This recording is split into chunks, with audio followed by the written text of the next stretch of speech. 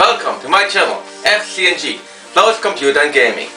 Today we have kind of like a little game review. I mean, it's not nothing major or anything. It's like, I think you remember from the 90s, the budget games. Like there were like a lot of games on the floppy disk, but for less money. Like it was pretty cheap. So we have here from Micro Star. It was probably released in 1994. Pretty cheap games on 1 and a 3.5-inch floppy disk. At this time it was, says back here, $4.99. So how about that? So I would say take a look at this. Yep, 1 floppy disk. There we go. And then we have here a couple games on it. Airpuck, Shooting Gallery, and some other ones we get later into the details. So we have the review about this, and we also have the gameplay. So I think it will be fantastic, and I hope you will have fun with it. And how about that? I would say let's get started and have some gameplay with these little tiny budget games. How about that? Okay, let's get here started with the Micro Star budget game for $4.99, $4.99 from 1994. So I mean, it's not really much to it, to the packaging. It's just a sleeve where the CD is in it and a couple information how to install it. So that's about it. And the first game is the Shooting Gallery. It creates a shooting range and includes 7 action-packed rounds. Round 1 is a version of the Carnival shooting booth. Round 2 requires hitting a clay pigeon target that is tossed off into the distance that you try to hit with a shotgun.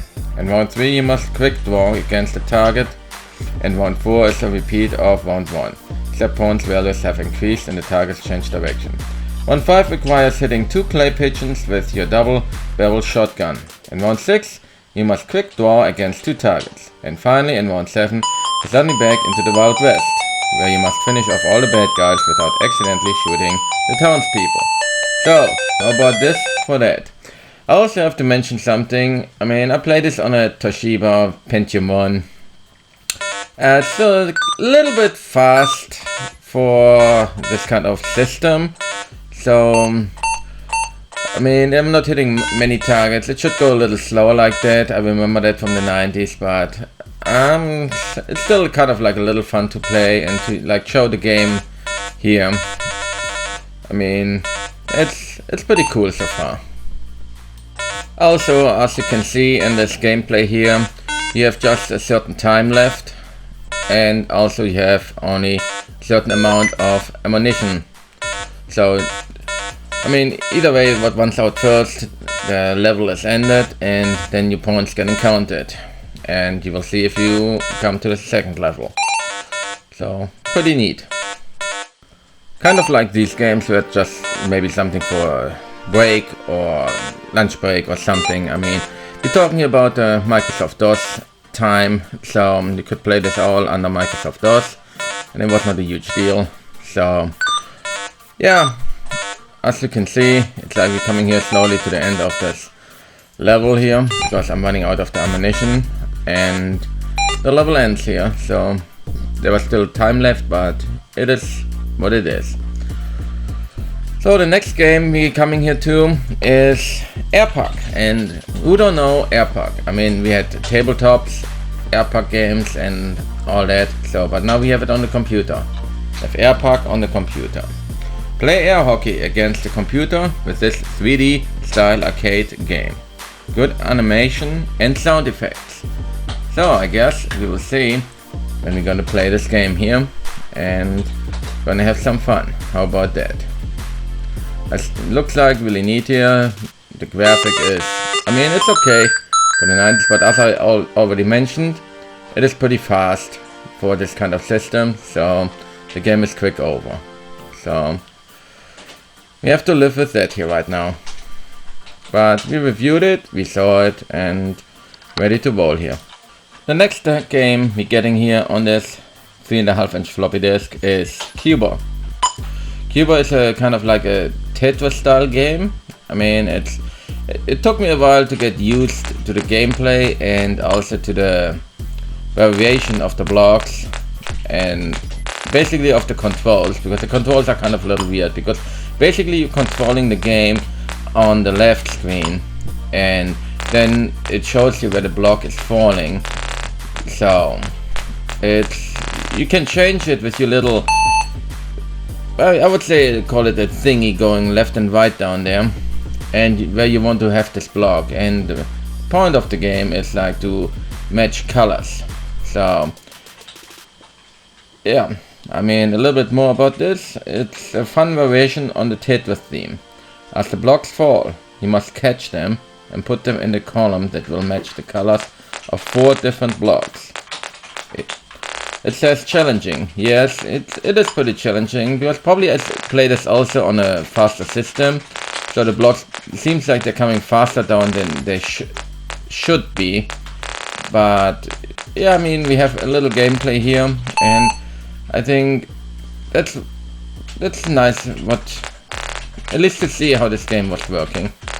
So I didn't do very well with it, because what I said, I had to get used to the blocks and the controls, but I think it's still nice to review this game. I mean, it's just a budget game, little kind of like tiny game what you have today maybe on your smartphone and playing during a break or something. So there we go. That was the 90s with this little tiny games to play between some stuff.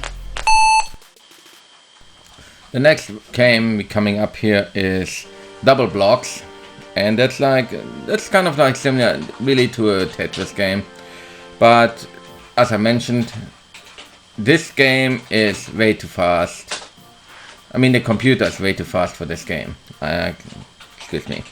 So it's another Tetris style game, but much closer to the original. Quite challenging with several levels of difficulty. Yes, but what I said, and you will see it in a second, the blocks are coming down like holy moly. Yes, holy nova. And yep, as you can see here right now, so you even don't have a chance to react to anything. So unfortunately I choose the wrong system for reviewing this 3.5-inch floppy disk, but hey, I mean, everybody knows Tetris anyway, so there we go. Now we're coming to the next game here, Xerix. I mean, it's pretty neat and nice, kind of like arcade game. So let's check it out here right now, and let's have some fun with Xerix. How about that?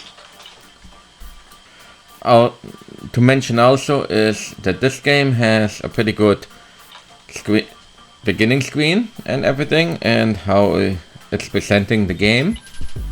So I think it's really fantastic. We see here the stars and the logo of the game. So I mean, there's a lot of work in this kind of game, and just to be like kind of like a budget game, it's pretty sad, but it seems like it's a lot of work to put towards the game. And we also have a little story here what tells you in the beginning of the screen. So it's really neat made up, and also it's an arcade style shoot 'em up game set in the future. You must guide a spaceship through a strange world of 2 different levels and destroy or avoid the many other obstacles from the enemy. So how about that? I mean, it's pretty cool, and I think it's a neat beginning of this kind of game, just to have it on a floppy disk with other games on it. Finally, now we are at Xerix here with a beautiful game. Just had to get used to a little bit of the controls, as you can see here right now, and it's like kind of like a shoot 'em up game, but I already mentioned. And I know already what all of you people are saying right now. It looks like a little bit like, if you remember in the 90s, end of the 80s, it looks like Star Goose. Star Goose was a vertically scrolling shooter and was for MS-DOS and was published by Logotron in 1988. So I know it's very similar, it's pretty close similar, so I mean, not completely the right thing what we have here right now, but it seems like a lot of fun here too, this game, and it seems like you can spend a couple hours on it to go through the levels and shoot the stuff up, maneuvering your little spaceship through the tiny stuff and not getting hit from anybody, because if it shows red, you got hit. So that's not good. But I think it's a neat little game. You can a little bit waste your time on it and have some fun with it. So, and that's all what we are here for, right? To have some fun. So that's the most important thing. Unfortunately, this game didn't have any sub screens, so you really could not change anything on sound or any like controls or something. So basically when you got to the main screen, to the title screen and everything else, it starts immediately the game. So that's a little bit sad side on this game, but what you're gonna expect on a budget game. I mean, you have to take it how it is and make the best out of it. Especially in the 90s, you were happy to get the cheaper kind of style game and just to play around. The next game, and also the last game what we have here, is Twiz. 1993 Twiz. It's also another Tetris clone, and I guess it sounds pretty interesting and fun. So how about that here right now? Have you ever dreamed of playing Tetris with someone and not against someone? Well, it is now possible with Team Twiz. This exactly new variant of most popular game of the world let you play in 4 different modes. 1 player small board, 1 player large board, 2 players competition, standard 2 players, and 2 player team mode. I mean, the menu is pretty simple, easy. It's like you have on the left and the right all the menu options you can go, and as you already can see, it's also like with pictures themed Tetris and color themed. So you have to combine colors together. I think if you have 3 and more colors together, it will like delete this kind of files. Also you have a kind of like a magic gun here, so you can shoot some lines. So that's pretty interesting.